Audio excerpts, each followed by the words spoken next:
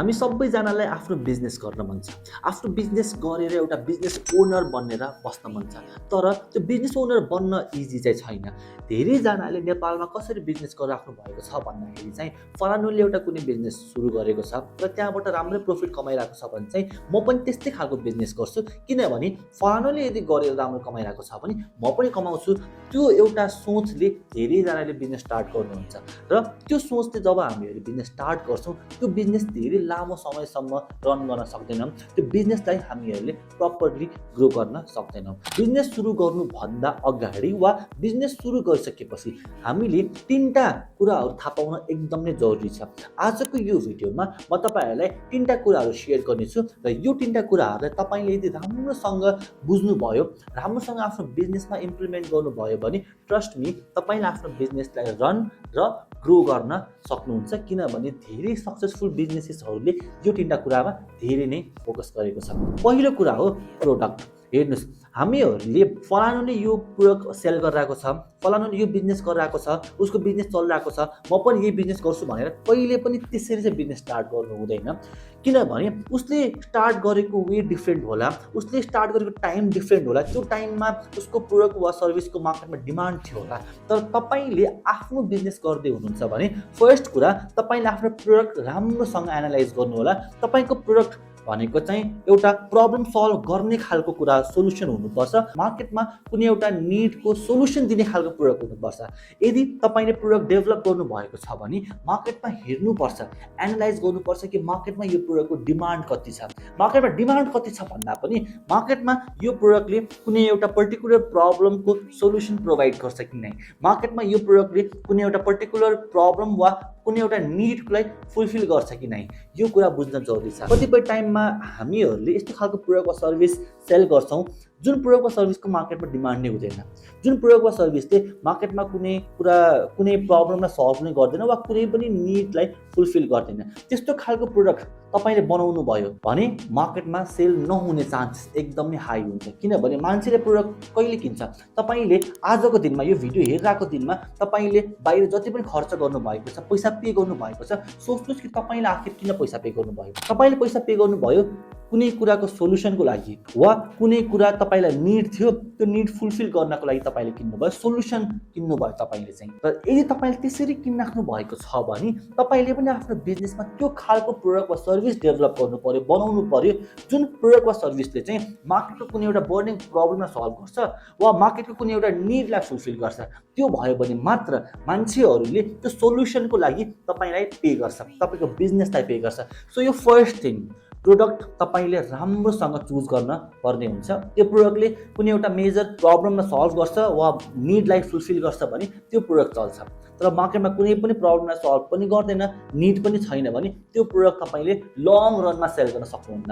सुरुको टाइममा तपाईले दुनिया कुराहरू भनेर एउटा सेल्स पिच बनाएर सेल गर्न सक्नुहुन्छ होला, तर लङ टर्ममा तपाईले त्यो प्रोडक्टले सस्टेनेबल बिजनेस तपाईले त्यो प्रोडक्टबाट बनाउन चाहिँ सक्नु हुँदैन। सो यो फर्स्ट कुरा तपाईले याद गर्न एकदम जरुरी छ। सेकेन्ड कुरा हो मार्केटिङ र सेल्स। तपाईले प्रोडक्ट त बनाउनु भयो, त्यो प्रोडक्ट मार्केटमा एकदमै निड छ। अब त्यो प्रोडक्टलाई राइट ऑडियन्सको अगाडि राइट टाइममा राइट अफर लिएर पुर्याउन पनि एकदमै इम्पोर्टेन्ट छ।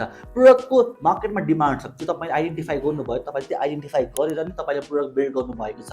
अब त्यो प्रोडक्टले यदि मान्छेहरूको रियल्ली प्रब्लम सल्भ गर्छ, रियल्ली मार्केटमा डिमान्ड छ भने त्यो मान्छेहरूको अगाडि पुग्नु पर्यो नि त।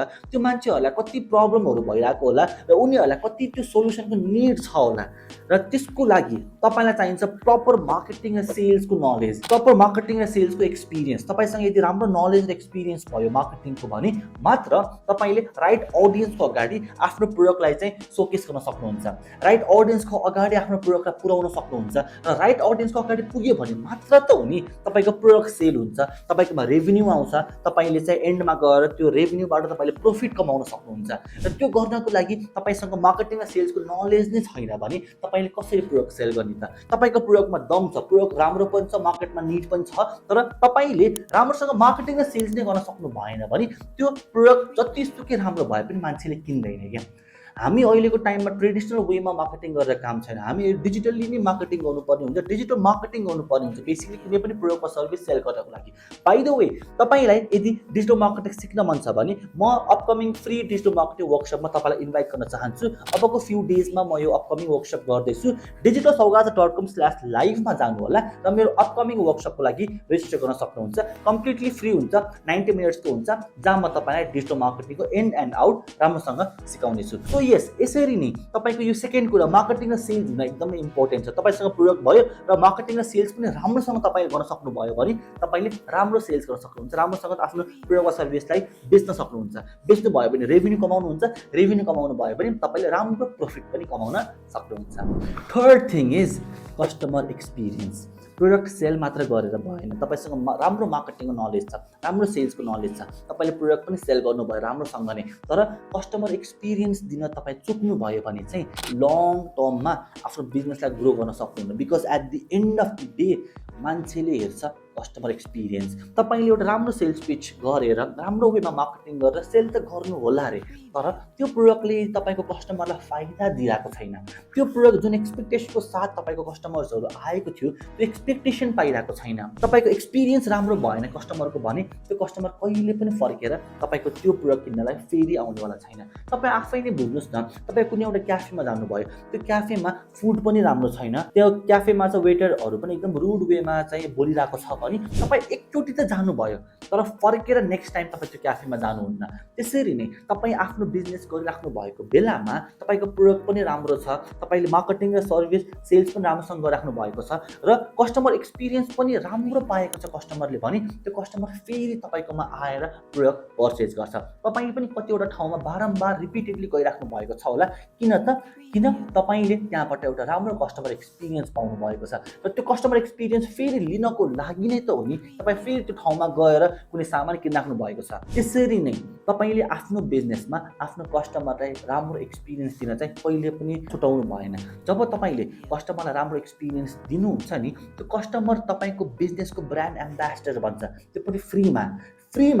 यदि त्यो मान्छेले त्यो कस्टमरले तपाईँको बिजनेसको प्रमोसन गर्छ, अरूहरूलाई भन्छ कि मैले यो ठाउँबाट यसरी सामान किनेको थिएँ, प्रोडक्ट वा सर्भिस लिएको थिएँ, एकदम राम्रो एक्सपिरियन्स पाएँ मैले, एकदम राम्रो थियो प्रोडक्ट पनि, तपाईँ गएर किन्न भनेर त्यो मान्छेले आफ्नो वर्ड अफ माउथबाट अरू फ्रेन्ड्स फ्यामिलीको सर्कलमा पनि गएर तपाईँको बिजनेसको तपाईँको प्रोडक्टको प्रमोसन गर्छ।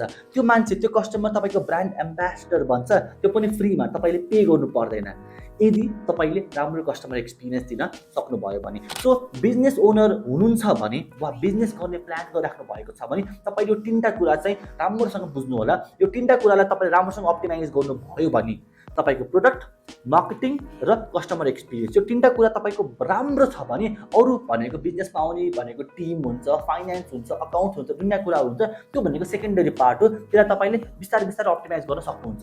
तर फर्स्टमा आफ्नो बिजनेसमा तपाईँले अप्टिमाइज गर्नुपर्ने कुरा भनेको प्रोडक्ट, मार्केटिङ, सेल्स र कस्टमर एक्सपिरियन्स। यो 3टा कुरा गर्नुभयो भने राम्रोसँग तपाईँले आफ्नो बिजनेसको केयर गर्नुभयो 3टा कुरामा यो पार्टमा भने चाहिँ तपाईँले आफ्नो बिजनेसलाई एउटा सस्टेनेबल वेमा रन पनि गर्न सक्नुहुन्छ र बिस्तारै तपाईँले ग्रो पनि गर्न सक्नुहुन्छ। आई होप भिडियोबाट तपाईँले राम्रो भ्याल्यु पाउनुभयो होला र मेरो अपकमिङ डिजिटल मार्केटिङ वर्कसप यदि मिस गर्न चाहनुहुन्न भने अहिले नै digitalsaugat.com/live मा जानु होला र मेरो अपकमिङ फ्री डिजिटल मार्केटिङ वर्कसपको लागि रेजिस्टर गर्नु होला।